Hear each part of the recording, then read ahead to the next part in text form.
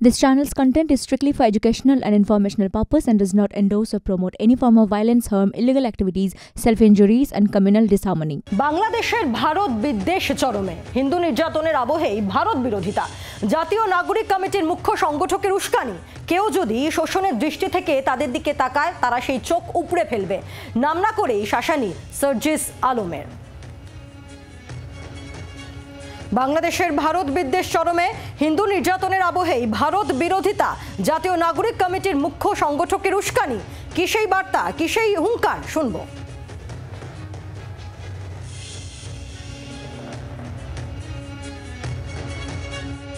আমরা পৃথিবীর প্রত্যেকটি দেশকে বলে দিতে চাই, আমাদের সাথে সম্পর্ক হতে হবে সম্মানের, সম্পর্ক হতে হবে সমতার। কেউ যদি শোষণের দৃষ্টিতে আমাদের দিকে তাকায় আমরা সেই চোখ উপড়ে ফেলবো। আমরা কথা বলবো সরাসরি। আমাদের সঙ্গে রয়েছেন আমাদের প্রতিনিধি রাজীব চক্রবর্তী, রয়েছেন আমাদের সঙ্গে নয়াদিল্লি থেকে। রাজীব, এক সপ্তাহ হয়ে গিয়েছে দুদেশের বিদেশ সচিব পর্যায়ের বৈঠক হয়েছে এবং ঢাকায় দাঁড়িয়ে আমাদের বিদেশ সচিবের কড়া বার্তা দিয়েছেন। তারপরও আমরা দেখছি ভারত বিদ্বেষের সুর ক্রমশ বাড়ছে।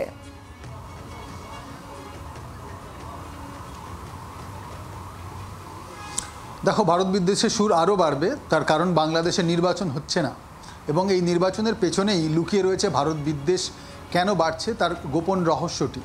বাংলাদেশে এই মুহূর্তে যে সরকার চলছে তা অন্তর্বর্তী সরকার বা তদারকি সরকার।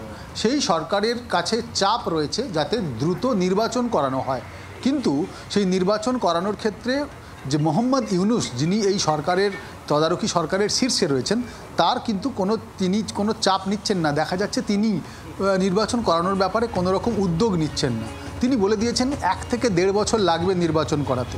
এদিকে বাংলাদেশে যেদিকে একেবারে সরকার গঠনের জন্য, শাসন ক্ষমতায় আসার জন্য একেবারে পাখির চোখ করে তাকিয়ে রয়েছে চাতক পাখির মতো, তার নাম বাংলাদেশ ন্যাশনালিস্ট পার্টি বা বিএনপি। এই বিএনপি অর্থাৎ খালেদা জিয়ার এই যে রাজনৈতিক দল, তারা বাংলাদেশে সরকার গড়তে চাইছে। আর এই তুমি যে বাইট যার শোনালে, যিনি চোখ উপড়ে নেওয়ার কথা বলছেন, যারা ছাত্র, তারা এখন এই তদারকি সরকারের ছড়ি ঘোরাচ্ছে। এই তদারকি সরকারে যারা ছড়ি ঘোরাচ্ছে তারা এখন সরকার গঠনের জায়গায় নেই, তার কারণ তাদের কোনো রাজনৈতিক দল নেই। রাজনৈতিক দল না হলে নির্বাচনে অংশগ্রহণ করবে কি করে?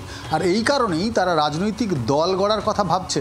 আর রাজনৈতিক দল গড়তে গেলে তাদের জনভিত্তি দরকার। সেই জনভিত্তির জন্য বাংলাদেশের মানুষকে ভারতের বিরুদ্ধে উস্কে দিতে হবে।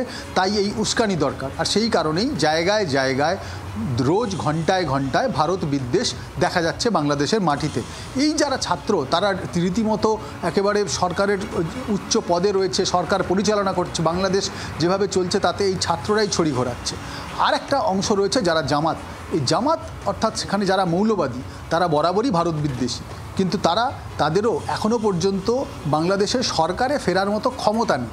এই জামাতদের যে ক্ষমতা, তারা এর আগের নির্বাচনে দেখা গিয়েছে 5 থেকে বড়জোর মেরে কেটে 6% ভোট তারা পেয়েছে। অতএব তারাও সরকার গঠনের জায়গায় কিন্তু নেই। তাহলে সরকার গঠনের জায়গায় কারা? সরকার গঠনে মনে করছে যে বিএনপি, তারাই সরকার গড়বে, তারা কারণ প্রধান বিরোধী দল ছিল। আর মূল লড়াইটা কিন্তু এখানেই, এই 3 পক্ষের লড়াই। আর এই লড়াইয়ে চাপে পড়েছেন মোহাম্মদ ইউনুস। তিনি সরকারের প্রধান হলেও সরকার চালাচ্ছে এই ছাত্র নেতারা, যারা বৈষম্য বিরোধী ছাত্র আন্দোলন গড়ে তারা সংগঠন গড়েছে, এবং এই জামাত, এবং তার পেছনে রয়েছে বিএনপি। এই যে লড়াই, এর মধ্যে ভারত বিদ্বেষ সংখ্যালঘুদের উপরে চরমে পৌঁছচ্ছে। ধন্যবাদ তোমাকে। রাজীব চক্রবর্তী ছিলেন আমাদের প্রতিনিধি নয়াদিল্লি থেকে। বাংলার আওয়াজ, বাঙালির আবেগ, জি 24 ঘন্টা।